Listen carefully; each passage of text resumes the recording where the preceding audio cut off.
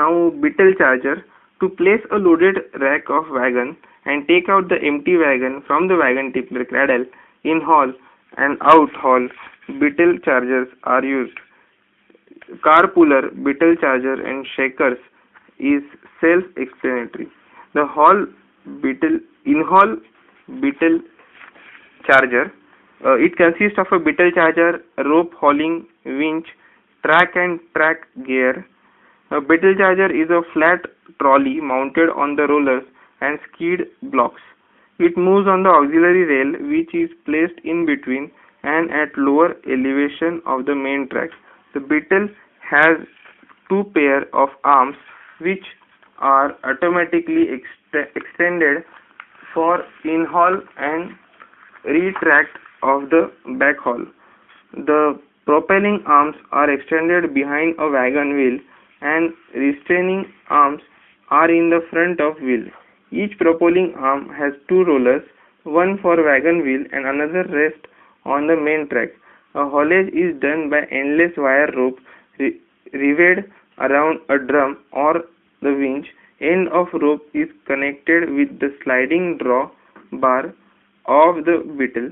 This drawbar during the haul keeps the propelling arm extended through a striker head and end set of the mechanism and retraced during the reverse momentum, and the haulage winch is placed in a pit below the track. It comprises of electric motor, flexible coupling, reducing gearbox, output shaft, spur pinion engages with the spur rings bolted to the driving barrels of the haulage rope. Winch has thrusters operated brake which is engaged normally but during the haulage automatically released. In limit switch synchronizes the movement of beetle and thereby controls the haulage movement. Track and track gear consist of rope tensioning unit, a wagon waiting and pickup area, head pulley unit, limit switch, a photo cell system, etc.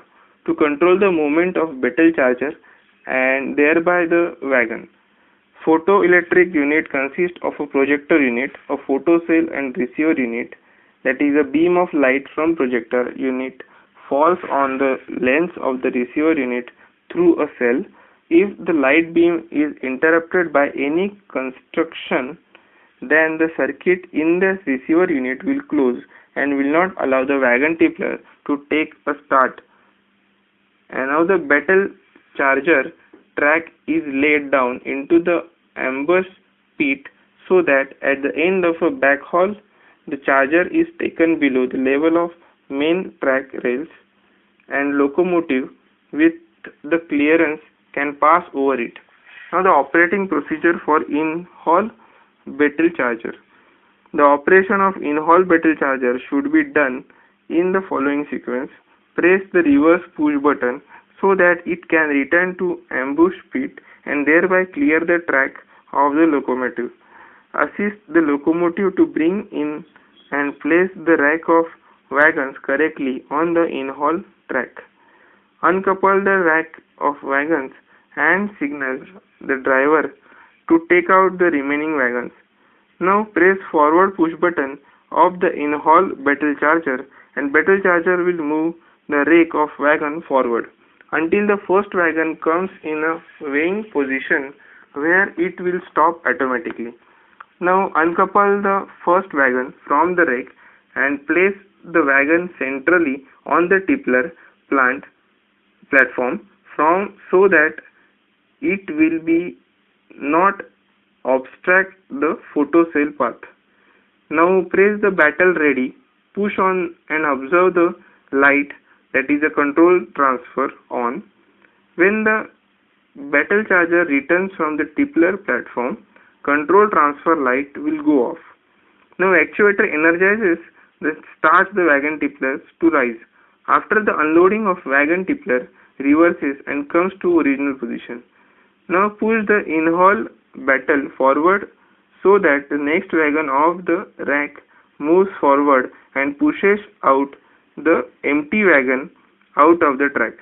and repeat the above operation until the wagons are unloaded. Now, out-haul beetle chargers. Its construction is almost similar to in-haul beetle chargers.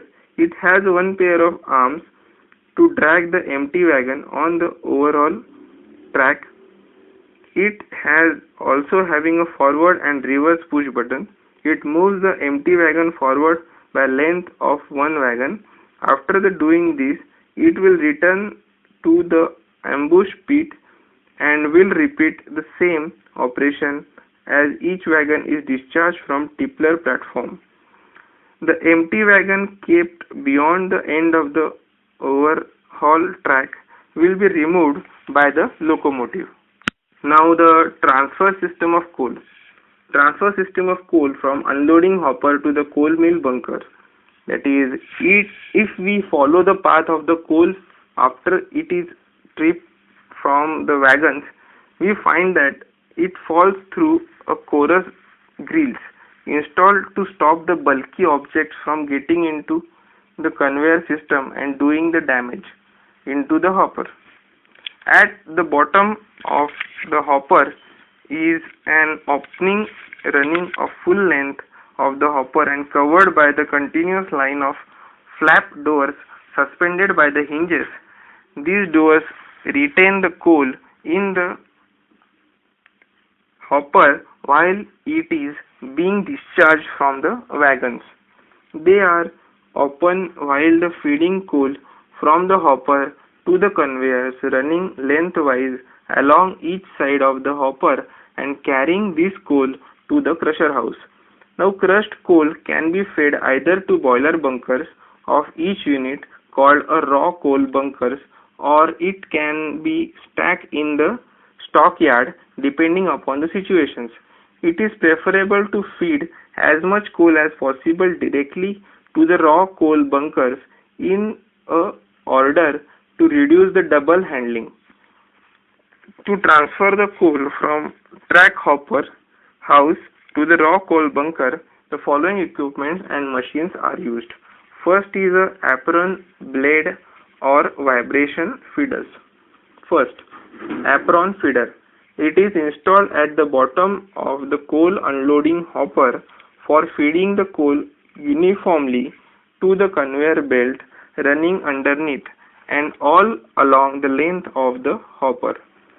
Apron feeder consists of a tractor type chain driven by the motor which helps in feeding the coal. Second is a blade feeder. The blade feeder has 4 blades driven by motor. The edges of these blades form a circle which drives the coal from feeding to the conveyor belt. There is a separate arrangement for complete shifting of blade housing so that complete unloading hopper is emptied out. Usually, 2 separate blade feeders are installed over each belt. The feeders can be adjusted for feeding the coal at different speeds as per the requirements. The feeder blades have the edges of wear resistance material like a nickel chromium steel which can be replaced easily. Suitable locks are fastened onto the travel rails to operate the reverse or forward switches on the travel carriage so that the feeder can operate on any part of the hopper. Third, vibrating feeders. These are the vibrating or jiggling type and placed immediately below the coal receiving hopper. The feeders are designed to take coal from the hopper and deliver it to the corresponding conveyors without spilling. Juggling feeders give the trays an oscillating motion through a connecting rod via variable stroke and crank worm reduction gear and motor.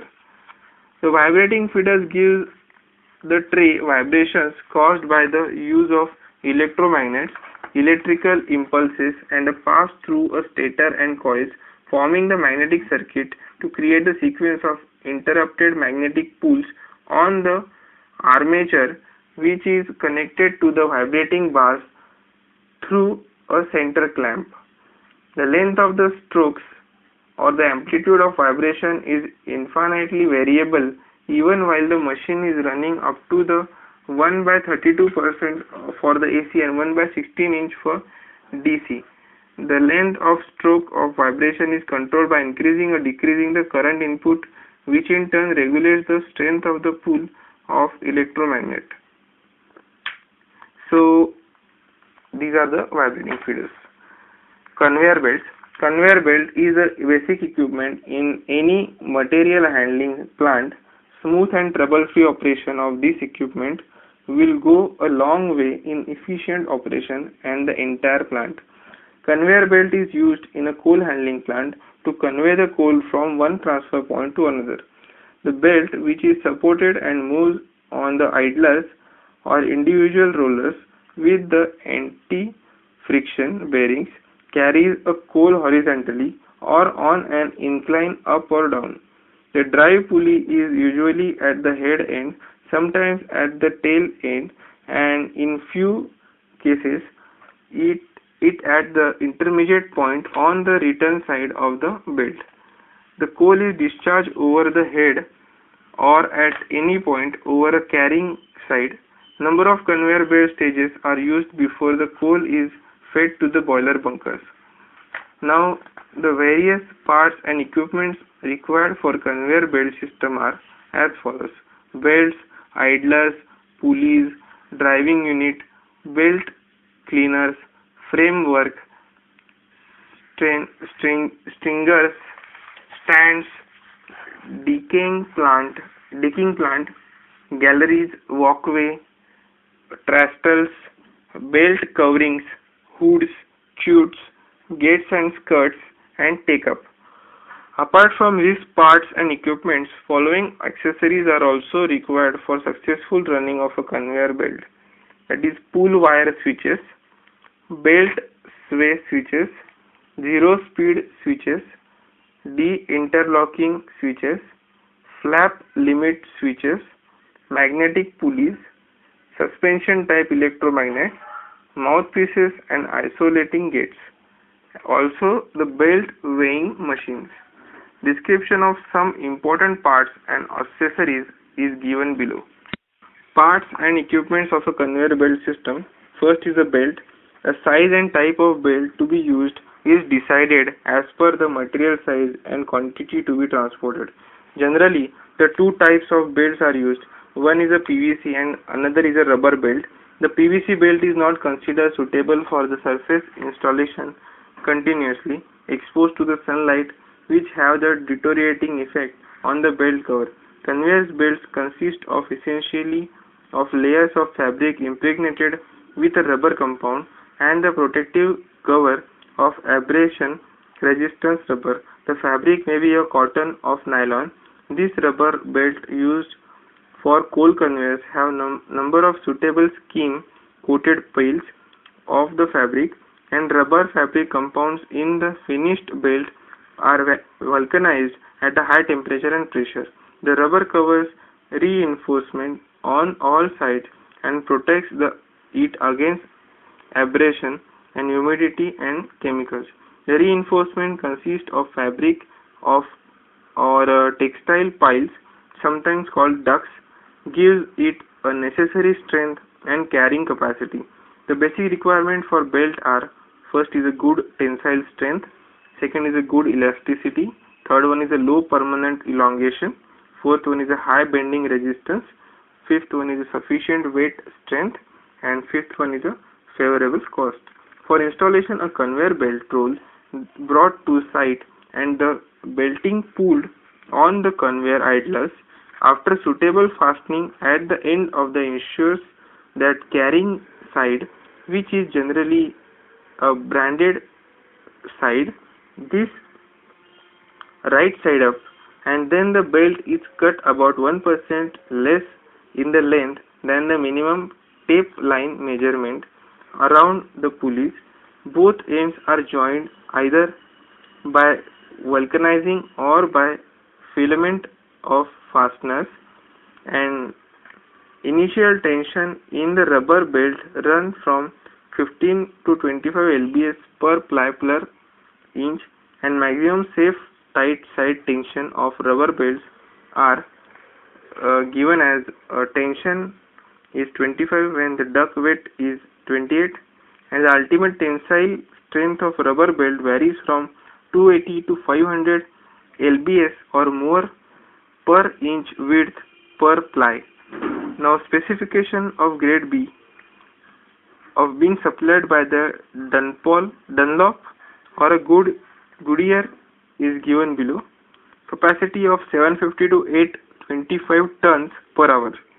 The belt width is 1000 to 1200 mm. Inclination angle is 15 or 18 degrees. Total lift of 30 meters. Number of piles is 5 to 7 numbers. Duct weight is 1360 grams. Weight of the belt is 17 to 20 kg per meter. Top cover thickness is 2.5 to 5 mm. Now the bottom cover thickness is 2 mm. Piles are scheme coated.